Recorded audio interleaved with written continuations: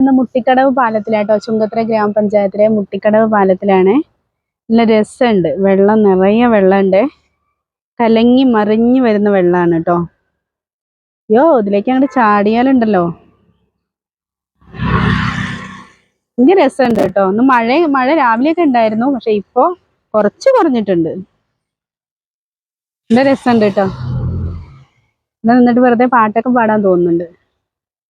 പുഴയോരത്തെ തോണിയെത്തിലാ, പുഴയോരത്തെ തോണിയെത്തിലാ, മന്ദാരം പൂക്കും പുഴയോരത്താനും ഉന്നാകും പൂക്കും മറുതീരത്താനും ആരാരും കണ്ടോരേൻ പൂത്തോണി പുഴയോരത്തെ